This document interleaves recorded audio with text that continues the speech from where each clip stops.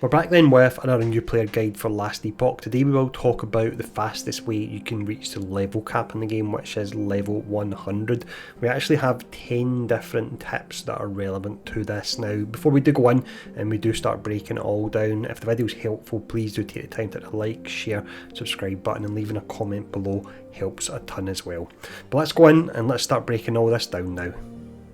Starting off then, we'll look at movement speed and where you can actually get that early game, because reason being, if you can move through the levels quicker, you'll get through the story quicker and you'll eventually get to your monoliths where you can start farming, and you'll also be able to get to your enemies to take them out quicker as well. Now, starting off, of course, you will have movement speed built into the implicit on your boots, but there's quite a few other sources where you can get it early game as well. You've got your silver ring. This can be equipped at level 1 and that offers up to 8% movement speed.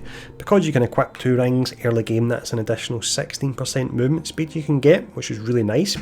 We will then move on to some uniques here, and these are common uniques. So the first one we've got is the advent of the erased boots. They offer up to 20% movement speed and a chance for haste. Haste gives you an additional 30% movement speed, meaning with these you could get up to 50% in total when haste is active and you have max rolls, which is absolutely amazing.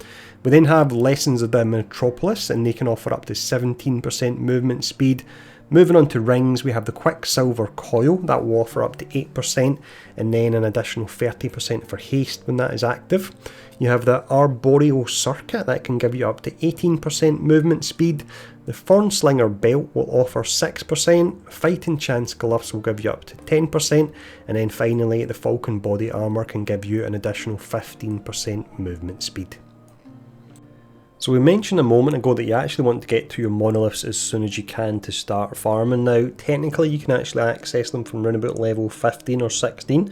This is the first time you go to the end of time. You wouldn't go into them just yet. What you want to do, if we bring up the map screen here, we can actually see down the bottom left that it lists the total passive rewards and the total idle slot rewards that are available via the story missions and the side quests that are available in the game. You want to work your way through the story and any of the side quests that come up until you max these out. So you've got the maximum amount of passive points and also idle slot rewards. Once you've done that, it's at that point that you'll then go into the monoliths and you'll start farming from there. Once you start working your way through the monoliths, then you will notice a markable increase in the amount of XP you're getting. Now, as you're working your way through them, try and look out for an arena node. These are absolutely fantastic for XP at low levels. It's a ton of enemies you'll be fighting in a short amount of time, and what you can actually do before you finish that particular node is you press the T key to bring up your teleporter. You can teleport back to the end of time, and then you can go back in and you can actually play that arena node again, and when you've just about defeated it, just teleport out and repeat that. Personally, I repeat that to round about level 58 or so. At that point it starts to slow down, but up until that point you'll absolutely be whizzing through the levels. After you've done the last step, then what you want to do is get to the end of the first monolith as soon as you can and take out the boss. The reason being, one of the blessing rewards is actually an experience boost. The roll range on your regular monoliths would be between 4 to 6%. If you get this, great. If you don't get it, you may wish to rerun the monolith perhaps another 1 or 2 times to try and get it, but I wouldn't spend an absolute age trying to get this because you will eventually replace it once you get to your empowered monolith, but certainly do keep an eye out for it. So your next goal then would be to get to your empowered monoliths as soon as you can. So you're starting off on the Fall of the Outcast. We've finished that, we've hopefully got our XP boost. You'll then move into the Black Sun next.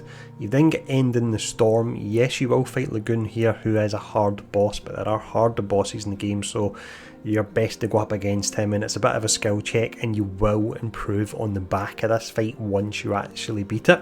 From there you've got the Reign of Dragons. Then these 3 timelines at the top here, these are the 3 that you need to actually complete in order to unlock your empowered monoliths. So it's Spirit of Fire, the Last Rune, and the Age of Winter. Once you've completed the 3 of those, you go to this central node here, and then you will unlock your empowered monoliths.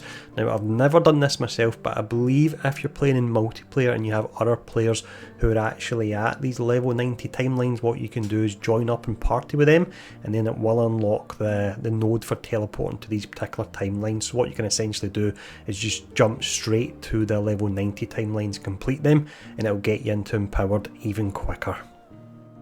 Once you've reached your empowered monoliths, then what you want to do is you want to go back to the Fall of the Outcast timeline, and you want to farm this one until you get the blessing that gives you an additional 10% XP. So we've still got a fair bit to go. We have a lot of farming we still need to do within empowered, so that additional 10% you can get from the blessing here really can make a big difference.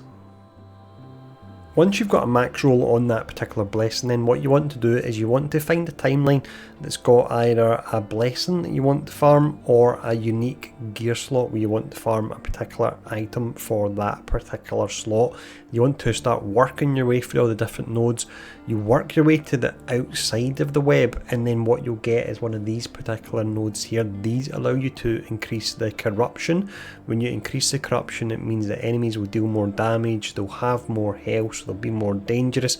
However, as a result of that, you actually get an increased item rarity drop, and most importantly for this video, you get an increased experience gain as well. At the moment, you can actually see I'm getting up to 221% here, which is a huge amount, and that's for me sitting at around about 300 corruption.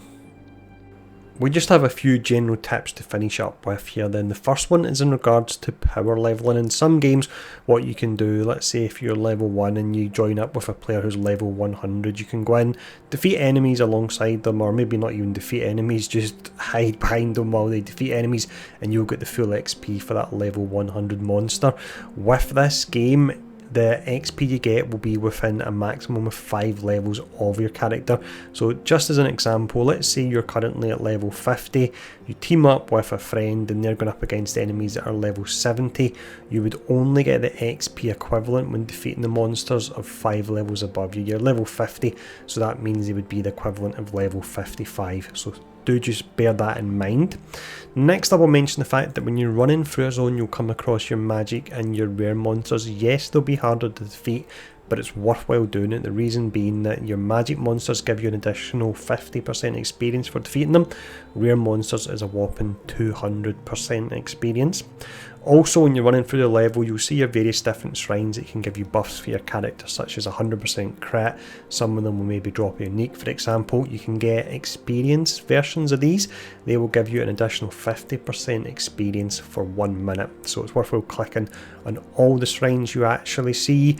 Moving back to the monoliths and the different nodes that are within it, various different rewards within these.